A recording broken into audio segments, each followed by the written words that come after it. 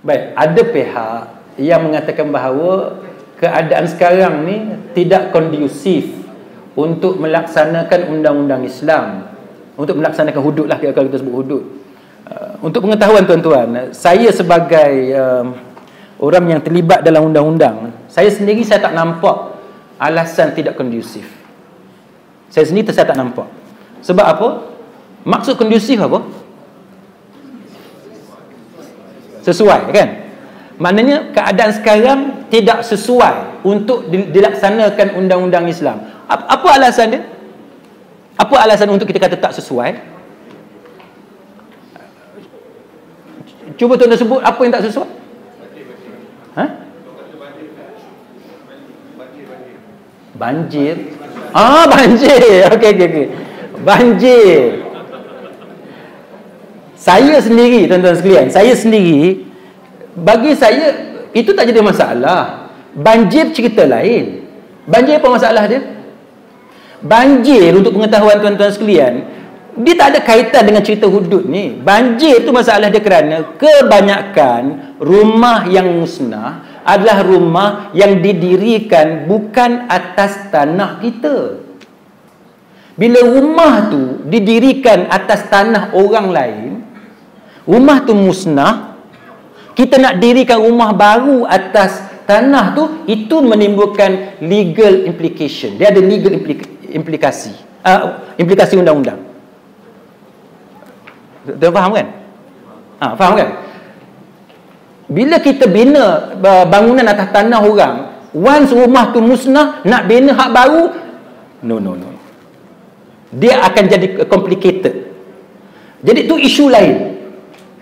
Kenapa? Dengan sebab isu tu kita kata hudud tak boleh dilaksanakan. Saya tak nampak. Cuba tuan-tuan bayang, sekarang ada orang kena ragut. Kita tak boleh kena memperkenalkan ganti rugi kepada mangsa ragut semata-mata kerana tak selesai masalah rumah banjir. Apa kaitan? Rumah banjir ada kementerian dia, ada jabatan dia, ada pegawai yang terlibat. Yang pembentangan hudud ada pegawai undang-undang, ada pejabat peguam negara, ada bidang masing-masing. Kita ada pengkhususan masing-masing. Orang macam saya takkan tuan-tuan nak suruh saya pergi ambil tahu cerita pasal rumah banjir pula. Betul tak? Kerja saya peguam. Saya tumpu kepada pelaksanaan undang-undang Islam. Siapa yang kerja di bahagian kebajikan masyarakat, yang kerja bahagian keuangan dan sebagainya, dia tumpu bahagian itu sebagai contoh. Jadi alasan itu saya tak nampak satu alasan yang kukuh untuk kita jadikan sebab bahawa tak boleh dilaksanakan undang-undang Islam. Satu lagi yang saya biasa dengar, dia kata kerana ekonomi. Kerana ekonomi negara kita. Yang duk pelari duit 1MDB, siapa dia? Apa kaitan dengan hudud? Ekonomi, tuan-tuan sekalian, zaman Nabi, macam mana ekonomi dia? Zaman Nabi, tuan-tuan belajar Sahih Bukhari, kan? Nabi nak beli makanan, berhutang dengan Yahudi. Nabi antara orang yang miskin. Tuan-tuan banding Nabi dengan Perdana Menteri kita sekarang, mana lebih kaya? Mana lebih kaya? Masjid zaman Nabi buat dengan apa? Masjid kita sekarang buat dengan apa? Zaman Nabi kenderaan dia apa? Zaman kita kenderaannya apa? Tiba-tiba yang kita kata zaman terkebelakang macam tu boleh dilaksanakan hudud. Zaman kita yang serba canggih ni tak boleh laksanakan hudud. Tak pelik? Itu yang saya kata, apa susah nak watan? Cuba tuan bagi tahu. Apa masalah nak watan? Yang rejam satu je kesalahan dia. Hak lain tu kebanyakannya rotan. Lepas tu potong tangan, lepas tu salib dan sebagainya. Apa masalah? Lepas tu bayar ganti rugi dia. Apa masalah dia? Tuan-tuan sekalian, saya tak nampak kita ada masalah dari segi persediaan. Sebab apa? Sebab benda yang jauh lebih complicated daripada undang-undang hudud kita mampu buat. Hudud, macam yang saya sebut, hudud ni apa sangat? Hudud ni hukuman bunuh, kan? Hudud ni apa? Rotan. Hudud ni apa? Rejam, salib orang, kan? Itu sahaja. Kita bina bangunan yang serba canggih kita mampu, yang begitu complicated, yang jauh lebih susah Kalau nak banding dengan hudud, kita boleh buat. Kenapa hudud ni kita tak boleh buat? Apa yang complicated sangat? Cuba tuan-tuan beritahu kat saya. Apa yang complicated sangat? Saya tak nampak benda tu satu yang benda yang sangat complicated. Dia macam ni tuan-tuan. Itu yang saya sebut bahawa kalau tuan-tuan tanya saya lah.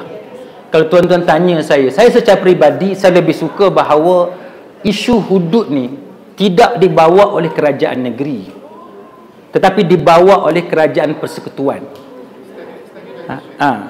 Dibawa oleh kerajaan persekutuan. Sebab apa tuan-tuan? Sebabnya ialah bila isu ni jadi politik macam sekarang, jadi isu politik, jadi pihak negeri dia akan bercakap in favor of hudud, yang pihak kerajaan persekutuan pula dia tak mau laksanakan. Saya bagi contoh mudah tuan-tuan, sebagaimana Islamic banking, Islamic finance. Itu contoh paling mudah. Memanglah kita kata kita nak tetapkan satu standard yang tinggi, tapi setiap benda yang bermula tuan-tuan sekalian, dia akan bermula daripada kosong. Kan? Kalau tuan-tuan masih ingat macam mana Islamic banking dia bermula dengan Bai'ul Ainah di Malaysia. Kritikan tu kita tak payah ceritalah dengan orang kata backdoor, ribanya apa semua. Tapi kalau tuan-tuan banding 30 tahun dulu dengan sekarang jauh lebih baik daripada amalan 30 tahun yang lalu. Kalau tuan-tuan tengok zaman Nabi pun, tuan-tuan bagi tahu kat saya, ada tak sahabat Nabi yang tak pernah buat silap? Sahabat Nabi, tuan-tuan boleh senaraikan kesilapan para sahabat Nabi, tapi itu tidak menjatuhkan darjat mereka. Tapi kalau tuan-tuan tanya saya, kita nak buat zero defect, baguslah kan, zero defect. Tapi tuan-tuan perlu terima hakikat, kita tak akan dapat mencapai tahap tu. Walaupun kita nak satu standard yang tinggi, saya setuju, kita nak standard yang tinggi. Tapi setiap benda yang bermula, dia akan bermula dengan cacat.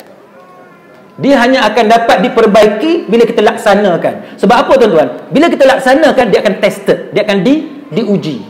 Ada akan kritik, ada bantahan dan sebagainya. Daripada situlah maka undang-undang yang ditakninkan, yang ditulis itu, yang dimaktubkan itu, yang diaktakan itu, diperbaiki daripada semasa ke semasa. Itu pandangan saya lah.